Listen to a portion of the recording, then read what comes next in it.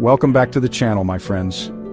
Tonight, we delve into the unsettling world of being home alone. We all know the feeling, the vulnerability, the heightened senses, the creeping shadows that seem to dance at the edge of our vision. But what happens when those shadows solidify, when the bumps in the night become impossible to ignore? Tonight, we explore terrifying tales of individuals who face the unknown within the supposed safety of their own homes. Lock your doors, turn on the lights, and settle in, if you dare. Picture this, a rambling old Victorian house, its bones creaking under the weight of a century's worth of secrets. 10-year-old me, home alone for the first time, every shadow stretching like a monster in the fading light. My parents had promised to be back before dark, but the sun was already dipping below the horizon, painting the sky in hues of blood orange and bruised purple. The wind picked up, rattling the window panes like skeletal fingers trying to claw their way in. Every creak of the floorboards, every groan of the old house sent shivers down my spine. I huddled under a blanket on the living room floor, clutching my teddy bear for comfort, my heart pounding in my chest like a drum. Then I saw it. A flicker of movement in the hallway, a shadow detaching itself from the darkness. My breath hitched in my throat, my eyes wide with terror. It was tall and thin, its edges blurring in the dim light. Frozen in fear, I watched as it seemed to glide towards me, silent and menacing. 3 months ago, my sister's phone went missing. We searched everywhere, but it was gone, vanished without a trace. Then the calls began. It started innocently enough, just a few missed calls from an unknown number. But then, the voicemails started. My sister's voice, faint and distorted, whispering my name, begging for help. Each call sent chills down my spine, my blood turning to ice. The voice was wrong somehow, laced with a chilling desperation that sent shivers down my spine. I started feeling like I was being watched, followed. A shadow lurking at the edge of my vision, a cold breath on the back of my neck. The phone calls were just the beginning. The voice was wrong, somehow laced with a chilling desperation that sent shivers down my spine. I started feeling like I was being watched, followed. A shadow lurking at the edge of my vision, a cold breath on the back of my neck. The phone calls were just the beginning. Chapter 3. The unsettling discovery in the basement. The basement always held an unsettling aura, a damp, musty smell clinging to the air like a shroud. It was a place of forgotten memories, dusty boxes piled high, filled with the remnants of lives lived and lost. One day, curiosity got the better of me. I ventured down the creaking wooden stairs, my flashlight cutting through the oppressive darkness. It was then I saw it, tucked away in a forgotten corner. A trunk bound in leather and time. Inside, a treasure trove of letters, handwritten in faded ink, each one more disturbing than the last. They spoke of a dark obsession with my family, a sinister plan unfolding across generations. Each word was like a nail hammered into my sanity, the darkness of the basement closing in around me. My family's history, a tapestry woven with secrets and lies, was unraveling before my eyes. A young man named David. David had always felt a strange energy in his childhood home, an unsettling presence that seemed to grow stronger when he was alone. One night his parents went out of town, leaving him to his own devices. As darkness fell, David started to hear faint whispers coming from the walls. At first he dismissed them as his imagination, the product of an overactive mind in a quiet house. But as the night wore on, the whispers grew louder, more insistent. They seemed to swirl around him, murmuring his name, taunting him with cryptic phrases he couldn't quite make out. David tried to ignore the voices, to distract himself with music and television, but the whispers persisted, seeping into every corner of his consciousness. He started to feel like he was being watched, hunted by something unseen lurking within the very structure of the house. Sleep became impossible. Every creak of the floorboards, every rustle of leaves against the windows sent shivers down his spine. The next night, David decided to investigate further. He grabbed a flashlight and made his way to the attic, drawn by an inexplicable pull. The air in the attic was thick with dust and the musty scent of decay. As David's flashlight cut through the gloom, he noticed an old tape recorder tucked away in a dusty corner, a single cassette tape resting inside. Intrigued and more than a little apprehensive, David took the recorder downstairs, plugged it in, and pressed play. The voice that emanated from the speaker was distorted, muffled by time and static, but undeniably human. Two voices, in fact, engaged in hushed, urgent conversation. David strained to make out the words, his blood turning to ice as he realized they were discussing his family, his house. The voices spoke of secrets, of hidden histories, of a darkness that clung to the very foundation of the home. David felt a cold dread creep up his spine. He was certain now that he was not alone, that something malevolent was listening, watching his every move. He stopped the recording, unable to bear another moment of the chilling whispers, but the damage was done. David had stumbled upon something he couldn't unhear, a truth that had been buried beneath layers of plaster and time. He spent the rest of the night huddled in his room, every nerve on high alert, the disembodied voices from the tape recorder echoing in his mind. When his parents returned home the next day, David tried to explain what he had heard, the terror that had gripped him in the empty house. But his words seemed to fall on deaf ears.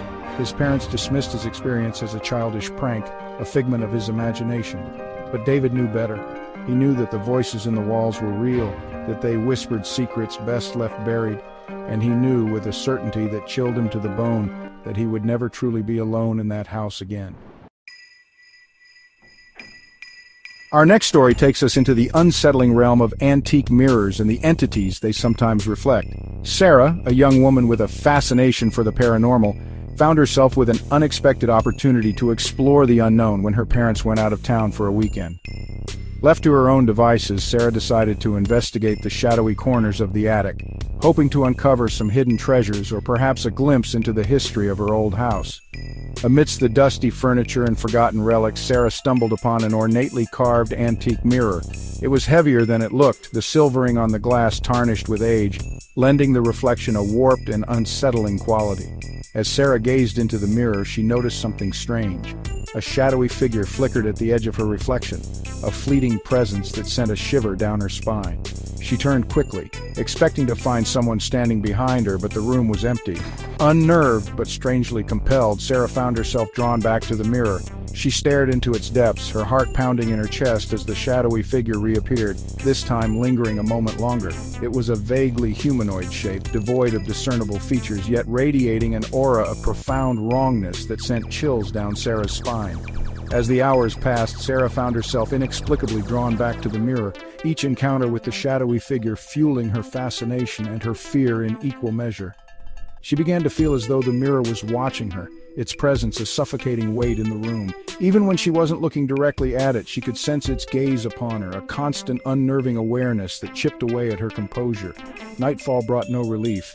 As Sarah attempted to distract herself with a movie, she couldn't shake the feeling of being watched. Every creak of the house, every flicker of light sent her pulse racing. And then she saw it. The shadowy figure from the mirror, no longer confined to its reflective surface, materialized in the doorway of the living room. It stood there, a silent, menacing silhouette against the backdrop of the darkened hallway. Terror, raw and primal, seized Sarah in its grip. She tried to scream, to call for help, but her voice died in her throat. The figure began to glide towards her, its movements fluid and unnerving, its presence seeming to drain the air from the room.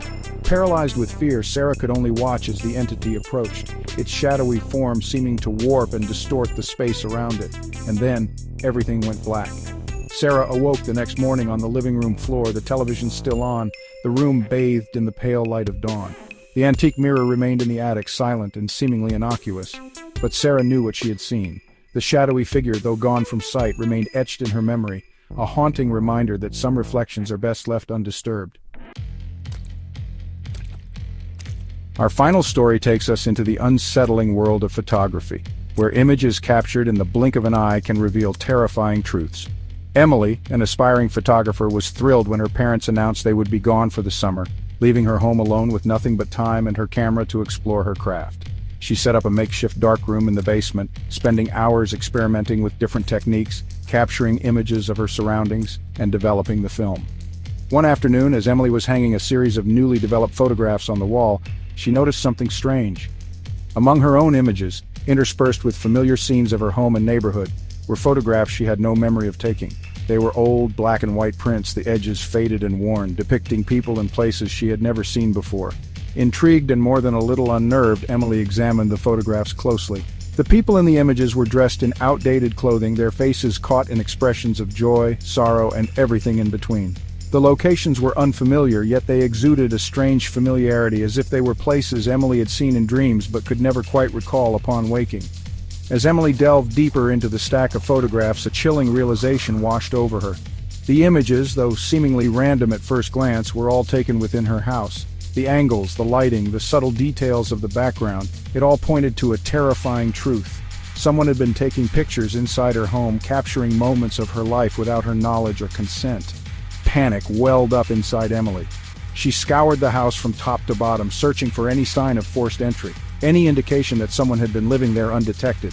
But her search yielded nothing. There were no signs of an intruder, no hidden cameras or microphones, no trace of the person or entity responsible for the unsettling photographs.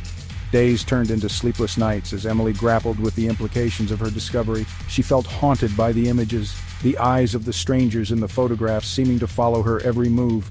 The once familiar walls of her home now felt oppressive, closing in on her, each creak and groan a testament to the unseen presence that shared her space. Then Emily stumbled upon a photograph that chilled her to the core. It was an image of herself, asleep on the living room couch. The angle was all wrong, too intimate, as if taken by someone standing directly above her, but it was her eyes that truly terrified her. They were not merely closed in sleep, they were open, but instead of the familiar warmth of her own gaze, they were filled with an impenetrable blackness, like two empty sockets staring back at her. In that moment, Emily knew she was not alone.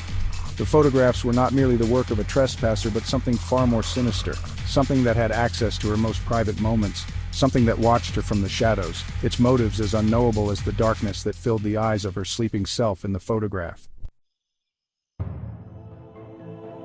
An empty house, silence, deafening silence. It pressed in on me, amplifying the creaks and groans of the old house. My parents were gone, a weekend trip leaving me alone. I wandered the empty rooms, each footstep echoing in the stillness. The house felt different, wrong. The air hung heavy, thick with anticipation. A shiver ran down my spine. This was not the comforting, familiar home I knew. I told myself it was just an old house settling, but deep down, a seed of unease had been planted. Nightfall brought a deeper darkness. The old house seemed to sigh and moan around me. Each gust of wind rattled the windows, sounding like fingers tapping at the glass. Shadows danced in the flickering light of the hallway lamp. I kept imagining movement at the edge of my vision. Whispers seemed to emanate from the walls, too faint to decipher. My heart pounded in my chest. I tried to rationalize, to tell myself it was just the wind, just the old house playing tricks on me. But fear had me in its grip. Outside, the storm raged, mirroring the tempest brewing within me. Rain lashed against the windows, the wind howling like a banshee. It felt as if the house itself was under attack. A sudden crash from upstairs made me jump. My blood ran cold. I strained to listen, every nerve on high alert. Silence. Then, another crash, closer this time. Terror lent speed to my steps as I crept up the stairs, each creak of the steps seeming to echo my mounting fear. I gripped the baseball bat I had grabbed, my hands slick with sweat. My parents' bedroom door stood ajar, a sliver of darkness beckoning me forward. The air grew heavy, the scent of damp earth and something else. Unfamiliar, yet strangely familiar. A flash of lightning illuminated the room for a fleeting second. I froze, my breath catching in my throat. A figure stood by the window, tall and gaunt, its back to me. I blinked, and it was gone. Had I imagined it? My mind raced, struggling to make sense of what I thought I had seen. Heart pounding, I entered the room, scanning every corner. My parents' belongings lay scattered on the floor, as if someone had been searching for something. And then I saw it. An old book lay open on the bed, its pages filled with strange symbols and diagrams. I recognized the book. It belonged to my great-grandfather, a man shrouded in rumor and whispered stories of the occult. A wave of dizziness washed over me. This was more than just an old house settling. This was something sinister. Another crash, louder this time, sent me scrambling back. The figure stood in the doorway, its features obscured by the shadows. I raised the bat, my only defense against this unknown entity. It took a step towards me, and for a moment I saw its eyes.